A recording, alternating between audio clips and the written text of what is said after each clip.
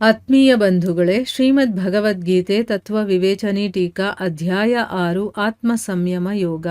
ಇದರಿಂದ 11ನೇ ಶ್ಲೋಕವನ್ನು ನಾವು ತಿಳ್ಕೊಳ್ತಾ ಇದ್ವಿ. ಓದ ಭಾಗದಲ್ಲಿ ಶುಚೌ ದೇಶೆ ಅನ್ನೋ ಅರ್ಥ ಏನು ಅಂತ ತಿಳ್ಕೊಂಡ್ವಿ. ಅಂದರೆ ನಾವು ಧ್ಯಾನ ಮಾಡಬೇಕಾದ್ರೆ, ಕೂತ್ಕೋಬೇಕಾದ್ರೆ ಒಂದು ಒಳ್ಳೆ ಸ್ಥಾನ ಇರಬೇಕು, ನಮ್ಮ ಸ್ವಭಾವನೂ ಶುದ್ಧ ಇರಬೇಕು, ಮತ್ತು ಗುಡಿಸಿ ಸಾರಿಸಿ ತೊಳೆದು ಒರೆಸಿ ನಿರ್ಮಲವಾಗಿರುವಂಥ ಒಂದು ಜಾಗ ಇರಬೇಕು. ಅದು ಇಲ್ಲ ಅಂತಂದರೆ ಗಂಗೆ, ಯಮುನೆ ಇಂಥ ಪವಿತ್ರವಾದಂಥ ನದಿ ತೀರ ಆಗಿರ್ಬೋದು, ಗುಹೆ ಆಗಿರ್ಬೋದು, ದೇವಸ್ಥಾನ ಆಗಿರ್ಬೋದು, ಉದ್ಯಾನ, ತೀರ್ಥಸ್ಥಾನ, ಈ ರೀತಿ ಅಂದರೆ ಸುಲಭವಾಗಿ ಗಾಳಿ ಆಡುವಂಥ ಜಾಗದಲ್ಲಿ ಏಕಾಂತವಾಗಿ ನಾವು ಕೂತ್ಕೋಬೇಕು. ಅದನ್ನು ಶುಚೌ ದೇಶೆ ಅಂತ ಕರೆದ್ರು.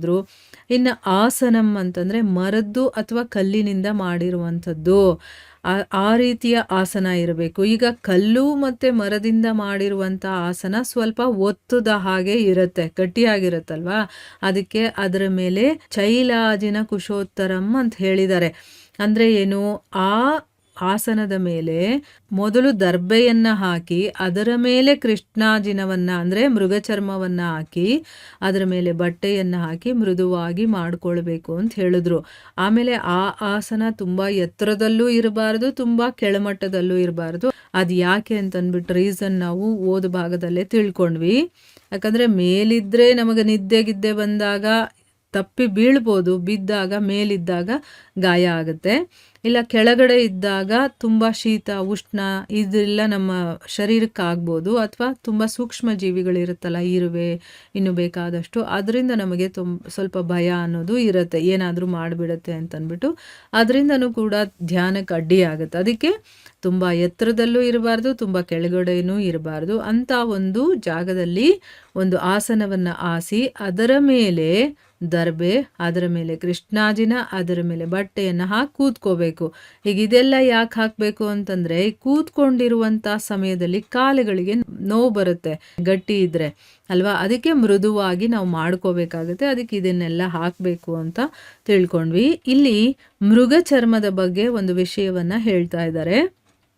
ಮೃಗ ಚರ್ಮ ಅನ್ನೋದು ಸಹಜವಾದ ಸಾವಿನಿಂದ ಸತ್ತ ಮೃಗದ್ದಾಗಿರಬೇಕೇ ಹೊರತು ನಾವು ಕೂತ್ಕೋಬೇಕು ಅಂತಂದ್ಬಿಟ್ಟು ಗೊತ್ತಿದ್ದು ಕೊಂದುಬಿಟ್ಟು ಆ ಮೃಗದ ಚರ್ಮವನ್ನು ತಗೊಂಬಂದು ಹಾಕಬಾರ್ದು. ಆ ರೀತಿಯ ಮೃಗ ಚರ್ಮ ಇರಬಾರ್ದು.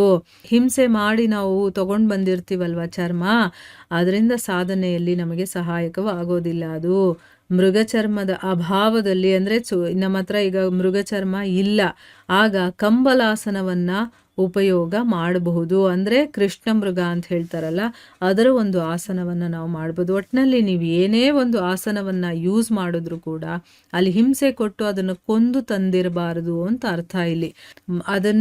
ಅದು ತಂತಾನಾಗೆ ಸತ್ತು ಹೋಗಿರುತ್ತೆ, ಒಂದು ವಯಸ್ಸಾಗಿನೋ ಏನೋ ಆಗಿರುತ್ತಲ್ಲ, ಸಹಜವಾದ ಸಾವು ಬಂದಿರುತ್ತಲ್ಲ, ಅದರ ಮೃಗ ವೇಸ್ಟ್ ಅಲ್ವಾ, ಈಗ ಅದನ್ನು ತೊಗೊಂಡು ಬಂದು ಈ ರೀತಿ ಹಾಕ್ಕೊಳ್ಬೇಕೇ ಹೊರತು ಅಲ್ಲಿ ಗೊತ್ತಿದ್ದು ಕೊಲ್ಲಬಾರ್ದು ಅನ್ನೋದು ಅರ್ಥ. ಯಾಕಂದರೆ ಆ ರೀತಿ ಹಿಂಸೆ ಕೊಟ್ಟು ತಂದಿರೋದು ಯಾವತ್ತೂ ನಮಗೆ ಒಳ್ಳೇದು ಮಾಡೋದಿಲ್ಲ ಅಂತ ಅರ್ಥ. ಈಗ ಕೆಳಗಡೆ ದರ್ಬೆ ಇರೋದ್ರಿಂದ ಅದು ಬೇಗ ಹಾಳಾಗೋದಿಲ್ಲ, ಮತ್ತು ಮೇಲೆ ಬಟ್ಟೆ ಇರೋದ್ರಿಂದ ಅದರ ರೋಮಗಳಿದೆಯಲ್ಲ ಅದು ಶರೀರಕ್ಕೂ ಅಂಟ್ಕೊಳ್ಳೋದಿಲ್ಲ. ಅಂದರೆ ಮೃಗ ಚರ್ಮದ ಕೆಳಗಡೆ ದರ್ಬೆ ಇರುತ್ತೆ, ಮೇಲ್ಗಡೆ ಬಟ್ಟೆ ಇರುತ್ತೆ. ಸೊ ಕೆಳಗಡೆ ಇರೋದ್ರಿಂದ ಮೃಗದ ಚರ್ಮ ಅದು ಒಂದು ಚರ್ಮ ಆಗಿರೋದ್ರಿಂದ ಕೆಡುವಂಥ ಒಂದು ಸಾಧ್ಯತೆ ಇರುತ್ತೆ, ಆದರೆ ದರ್ಬೆ ಇರೋದ್ರಿಂದ ಕೆಡೋದಿಲ್ಲ. ಇನ್ನು ಮೇಲೆ ಬಟ್ಟೆ ಇರೋದ್ರಿಂದ ಆ ಚರ್ಮದಲ್ಲಿ ರೋಮಗಳಿರುತ್ತೆ ಅಲ್ವಾ, ಕೂದಲು ಥರ ಸಣ್ಣದಾಗಿ, ಅದು ಶರೀರಕ್ಕೆ ಅಂಟ್ಕೊಳ್ಳೋದಿಲ್ಲ. ಅದಕ್ಕೋಸ್ಕರನೇ ಮೂರನ್ನೂ ಕೂಡ ಹಾಸ್ಕೊಳ್ಬೇಕು ಅನ್ನುವಂಥ ವಿಧಾನವನ್ನು ಮಾಡಿದ್ದಾರೆ. ಇನ್ನು ಮುಂದಿನ ಪ್ರಶ್ನೆ ಏನು ಅಂತಂದರೆ, ಆತ್ಮನಃ ಅಂತಂದರೆ ಅರ್ಥ ಏನು ಅಂತಂದ್ಬಿಟ್ಟು. ಇದಕ್ಕೆ ಉತ್ತರ ಏನು ಅಂತಂದರೆ, ಮೇಲೆ ಹೇಳಿರುವಂಥ ಆಸನ ತನ್ನದೇ ಆಗಿರಬೇಕು. ಅಂದರೆ ಏನು, ಧ್ಯಾನ ಯೋಗದ ಸಾಧನೆ ಮಾಡೋದಕ್ಕೆ ಬೇರೆಯವರ ಆಸನದ ಮೇಲೆ ಕೂತ್ಕೊಳ್ಬಾರ್ದು. ಯಾವಾಗಲೂ ಅಷ್ಟೇ, ನಾವು ಏನಾದರೂ ಒಂದು ಸಾಧನೆ ಮಾಡ್ತೀವಿ ಅಂತಂದರೆ ಅದಕ್ಕೇ ಅಂತಲೇ ಒಂದು ಆಸನಗಳನ್ನು ಇಟ್ಕೊಂಡಿರಬೇಕು. ಒಂದು ಜಾಗ ಇರುತ್ತೆ, ಅದು ಒಂದು ವೈಬ್ರೇಷನ್ ಕೊಡುತ್ತೆ ನಮಗೆ, ಆಯಿತಾ. ಅದಕ್ಕೋಸ್ಕರನೇ ನಮ್ಮದೇ ಆದಂಥ ಆಸನ ಆಗಿರಬೇಕು, ಬೇರೆಯವರ ಆಸನದ ಮೇಲೆ ನಾವು ಕೂತ್ಕೋಬಾರ್ದು ಅನ್ನೋದು ಇದರ ಅರ್ಥ. ಇನ್ನು ಮುಂದಿನ ಪ್ರಶ್ನೆ ಏನು ಅಂತಂದರೆ ಸ್ಥಿರಂ ಪ್ರತಿಷ್ಠಾಪ್ಯ ಇದರ ಒಂದು ಅರ್ಥ ಏನು ಅಂತ ಇಲ್ಲಿ ಕೇಳ್ತಾ ಇದ್ದಾರೆ. ಉತ್ತರ ಏನು ಅಂತಂದರೆ ಮರದ ಮತ್ತು ಕಲ್ಲಿನಿಂದ ಮಾಡಿರುವ ಮೇಲೆ ಹೇಳಿರುವಂಥ ಆಸನವನ್ನು ಭೂಮಿಯಲ್ಲಿ ಚೆನ್ನಾಗಿ ಭದ್ರಪಡಿಸ್ಬೇಕು. ಅಂದರೆ ಅರ್ಥ ಏನು, ಈಗ ನಾವು ಆಸನವನ್ನು ಹಾಕೊಂಡ್ಮೇಲೆ ಅಲುಗಾಡ್ಸಿ ನೋಡಬೇಕು, ಅದು ಕರೆಕ್ಟಾಗಿ ಭೂಮಿಯಲ್ಲಿ ಸ್ಟಿಫ್ ಆಗಿ ಕೂತ್ಕೊಂಡಿರಬೇಕು.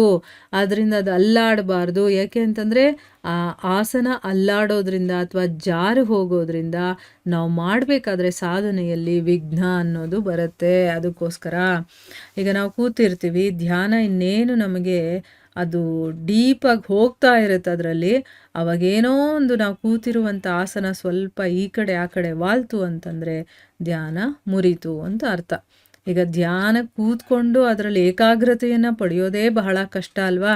ಅದು ಹೇಗೋ ಏಕಾಗ್ರತೆ ಬಂದಿರುತ್ತೆ ನಮಗೆ, ಆ ಸಮಯದಲ್ಲಿ ಈ ಆಸನದಿಂದ ನಮಗೆ ತೊಂದರೆ ಆಗಬಾರ್ದು. ಅದು ಅಲ್ಗಾಡೋದು ಅಥವಾ ಜಾರೋದು ಏನೋ ಒಂದು ಆದಾಗ ಅದರಿಂದ ತೊಂದರೆ ಆಗುತ್ತಲ್ವ. ಅದಕ್ಕೆ ಸ್ಥಿರಂ ಪ್ರತಿಷ್ಠಾಪ್ಯ ಅಂತಂದರೆ ಭೂಮಿ ಮೇಲೆ ಅದನ್ನು ಚೆನ್ನಾಗಿ ಭದ್ರಪಡಿಸ್ಬೇಕು ಅಂತ ಹೇಳ್ತಾ ಇದ್ದಾರೆ, ಅಲ್ಲಾಡದೆ ಇರೋ ಹಾಗೆ.